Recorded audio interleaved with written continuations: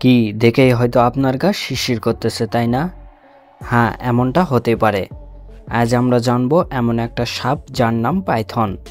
এই সাপের দেহ বিশাল, শক্তি অবাক করা এবং এর চামড়া, তেল এমনকি মাংস কেন এত জনপ্রিয় এবং খামারে কিভাবে এই সাপ চাষ করা হয়, চলুন এইসব বিষয়ে জেনে আসি আজকের এই ভিডিও থেকে।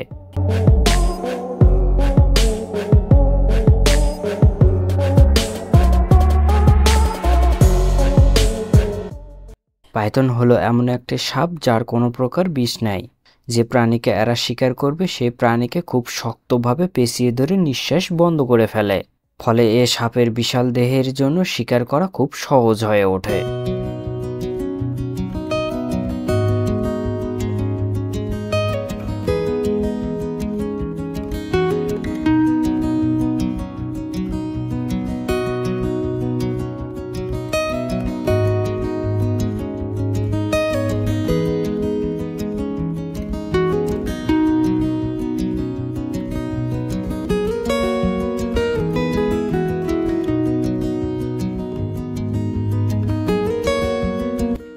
এই সাপ সাধারণত এশিয়া, আফ্রিকা, অস্ট্রেলিয়া ও দক্ষিণ আমেরিকার গরম ও আর্দ্র অঞ্চলে বেশি পাওয়া যায়। এরা সাধারণত জঙ্গল, নদী, খাল পাড়ে থাকতে বেশি পছন্দ করে। মজার ব্যাপার হলো এই সাপের দুই পাশের চোয়াল অত্যন্ত নরম এবং বিশেষ গঠন থাকার ফলে এরা নিজেদের মাথার চেয়েও বড় শিকার খুব সহজেই গিলে ফেলতে পারে। প্রথমে পেঁচিয়ে ধরে তারপর ধীরে ধীরে পুরো শরীর দিয়ে চেপে ধরে থাকে যতক্ষণ না ওই প্রাণীর নিঃশ্বাস বন্ধ হয়ে যায়।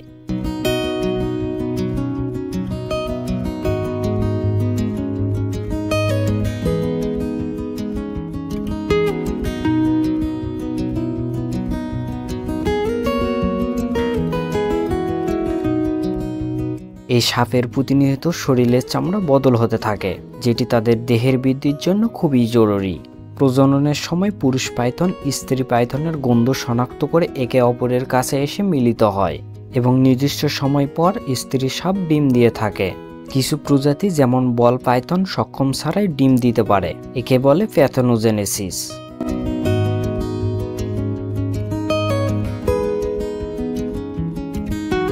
এ পাইথন সাপ 10 থেকে 100টি পর্যন্ত ডিম দিতে পারে। বাচ্চা ফোটানোর জন্য মা পাইথন ডিমকে পেঁচিয়ে ধরে রাখে, এর ফলে নির্দিষ্ট সময় পর ডিম থেকে বাচ্চা হয়। অন্যথায় খামারে তাপমাত্রা ও আর্দ্রতা নিয়ন্ত্রণ করে ইনকিউবেটরের মাধ্যমে ডিম থেকে বাচ্চা ফোটানো হয়।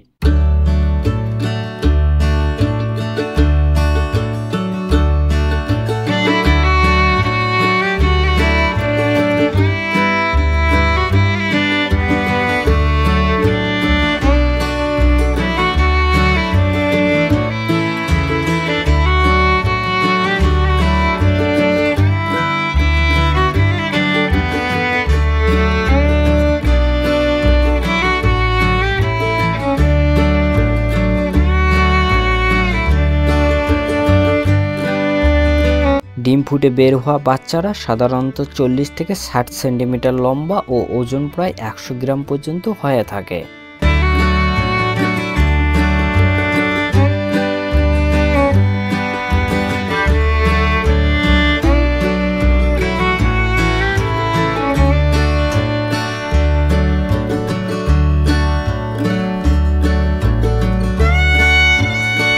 বড় পাইথনের জন্য মজবুত স্টিলের খাঁচা ব্যবহার করা হয়, আর ছোট পাইথনদের রাখা হয় প্লাস্টিক কন্টেনারে, যাতে কম খরচে সহজেই বহন করা যায়।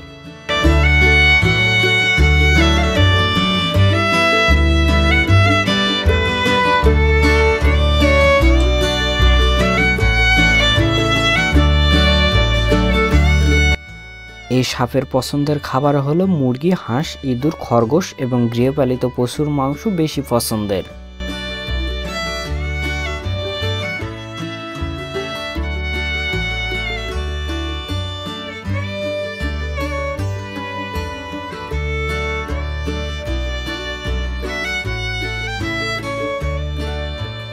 এ পাইথন সাপের তেল ব্যথা, ত্বকের সমস্যা এবং এটি আয়ুর্বেদিক ঔষধ ও কসমেটিক্স ইন্ডাস্ট্রিতে বেশ চাহিদা সম্পন্ন।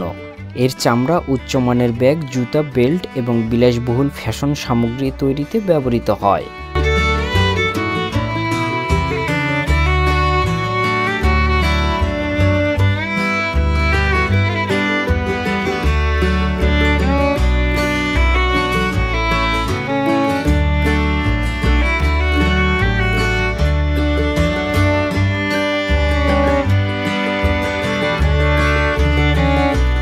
চীন, ভিয়েতনাম, থাইল্যান্ড, ইন্দোনেশিয়া, নাইজেরিয়া সহ বিশ্বের অনেক দেশে এই সাপের মাংস বেশ জনপ্রিয়। সঠিকভাবে খামার করলে এই পাইথন সাপ পালন হতে পারে একটি লাভজনক ব্যবসা। অনেক দেশে এই সাপ রপ্তানি করে মোটা অঙ্কের বৈদেশিক মুদ্রা আয় করে থাকে।